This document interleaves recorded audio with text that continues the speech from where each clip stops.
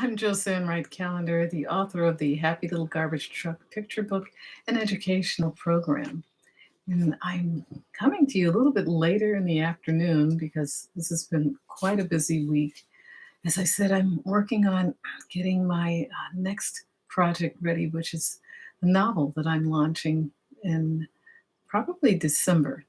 But more on that. There are a lot of pieces in writing and producing a novel.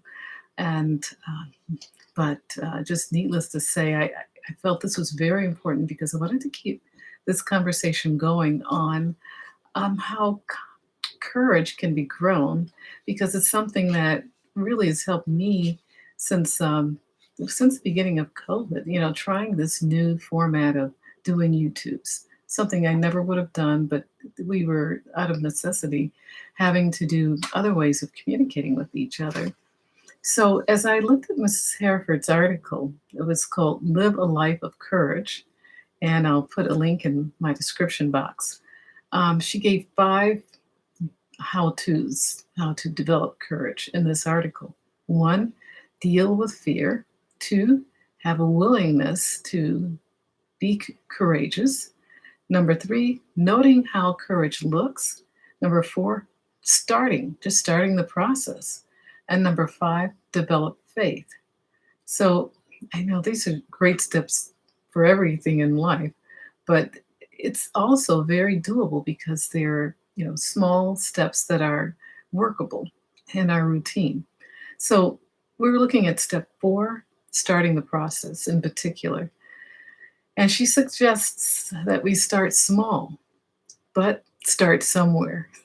So I think of this kind of courage as, part of thinking for ourselves.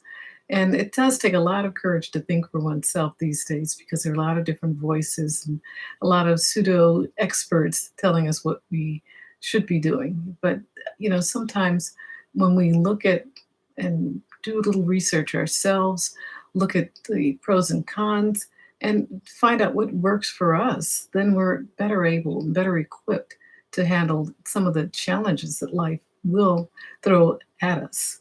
So, but I said there are two zones that we can operate out of. One is the comfort zone. I said, think cozy pajamas. And I like my cozy pajamas too. And the second one is the growth zone, which is going into the unknown. So the problem with the cozy comfort zone, which I mentioned last time, is that it pretty much puts our brains to sleep. And that's something that we can little afford these days. We want to have our brains active and constantly growing. But the reason why this happens, as I was thinking about it, we go on autopilot. And sometimes that's why we like the routinization of activities. We can just be thinking about something else and we're just doing things with our hands. Like for me, it's baking or cooking. I know what I'm doing. If it's something that I've cooked before, then I could just go someplace else. Sometimes driving the car, but I wouldn't advise that. But one thing is that we fall into the comfort zone because our brains are busy, and this gives their brains a chance to relax and get off of a problem. A second one, it's the way we're designed. We're designed to conserve energy. And so any opportunity that we can find to just go into that zone, we find it and we do it. And then third is our brains are created to keep us safe.